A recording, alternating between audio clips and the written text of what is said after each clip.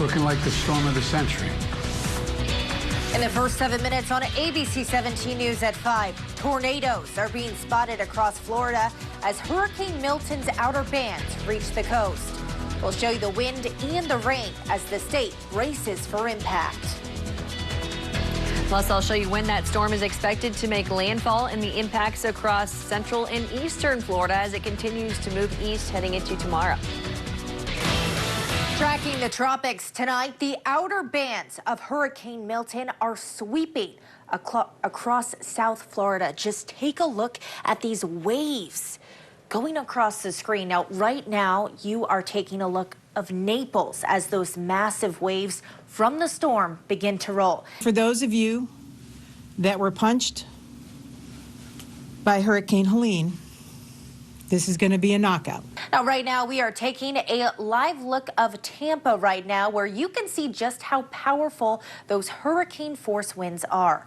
Our ABC 17 Storm Track Chief Meteorologist Jessica Hafner is tracking the storm as it approaches the coast tonight. Jess, what's the latest? Now, as you mentioned, we've had tornadoes reported all across central and portions of northeastern Florida and across the eastern coast this afternoon. It's been ongoing since this morning. We're also following breaking news as Mizzou announces its new women's basketball coach. Plus, we're watching as stranded astronauts return to Earth right now as we speak after being on the International Space Station for 9 months. But first, ABC 17 Storm Track Chief Meteorologist Jessica Hafner is tracking those gusts.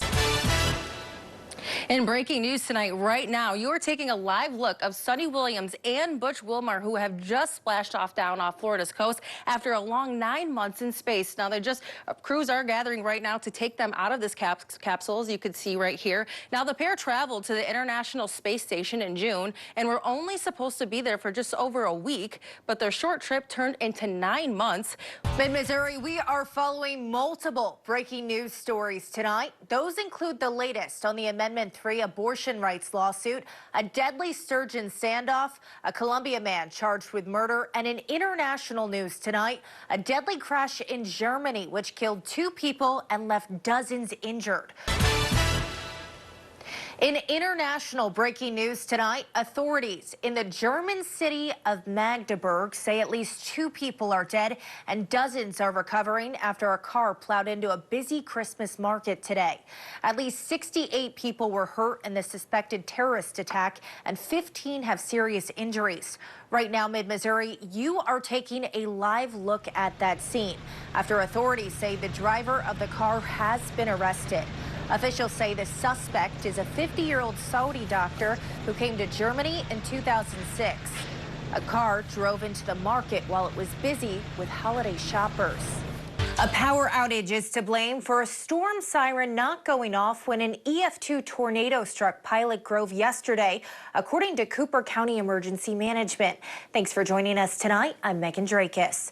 No injuries were reported, but the community is dealing with the aftermath tonight. Our ABC 17's Erica McGuire joins us live in Pilot Grove. Erica, you're told the power went out the same time that tornado warning was issued. The ABC 17 Storm Track weather team has issued a weather alert day for severe storms blowing through mid-Missouri tomorrow. Now, in the monitor behind me, you can see which areas have a chance of severe damaging winds or even a tornado. Now, our ABC 17 Storm Track Chief Meteorologist Jessica Hafner has the hour-by-hour timeline of what we can expect. Jess? Tonight on ABC 17 News at 10. I think too many people have ended up going by ambulance to the ER because of the heat. Another temporary overnight cooling shelter is set to go up in Columbia to help the homeless. Hear directly from the people who will benefit from this. Plus, Missouri's annual back-to-school sales tax holiday is underway. We'll tell you what's included and how much money you can save. New at 6 tonight. Right now, you are taking a live look of the groundbreaking at Whitegate Park in Columbia. Hear about what caused the initial plans from last year to be put on pause and the first steps of the upcoming winter construction process tonight at 6. Our emergency responders are continuing to rescue people and rush aid to the mountains. And crews are continuing to search the mountains of western North Carolina for victims of Hurricane Helene. Find out how Missouri Task Force 1 is playing a part in those rescue efforts. Until we prove otherwise, we investigate like they are homicides. And a car with a body inside was pulled from a reservoir in Utah yesterday. We'll tell you what police think it's related to coming up. In the first 7 minutes on ABC 17 News at 5, I'm live in Pilot Grove looking into why a siren didn't go off here yesterday when a tornado ripped through the area. A senseless act, a horrific act. Plus, an 18-year-old Columbia teen has been sentenced after pleading guilty to killing a woman in 2023. We'll tell you how many years he was sentenced to.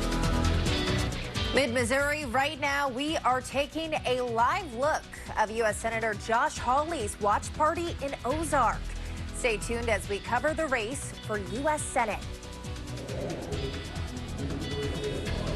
And I'm live from Lucas Kuntz's watch party here in Kansas City, where we'll give you the latest updates from the campaign and some things to watch once the polls close, coming up next. Mid-Missouri, we are continuing to follow that breaking news tonight. Here is a live look outside of Trump Tower in New York after the jury's historic verdict in Donald Trump's criminal hush money trial. That jury, just about an hour and a half ago, finding him guilty on all 34 felony counts. Now, of course, we are continuing to monitor this situation and we'll keep you updated.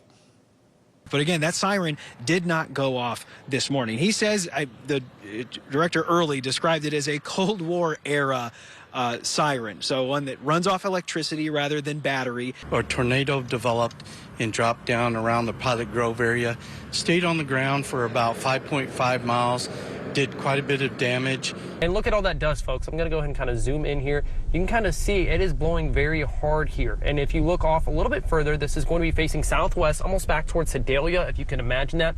It's unknown what caused the fire, but the district issued a burn ban for anyone in its boundaries yesterday. That goes until April 1st, and violations could get you a $1,000 fine and up to a year behind bars.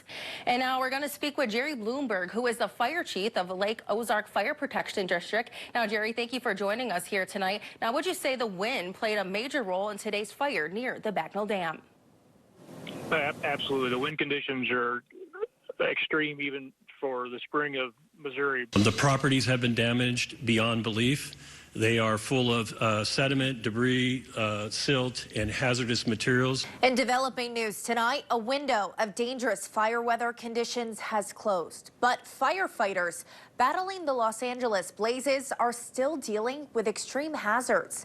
Forecasters warn another round of Santa Ana winds are expected early next week.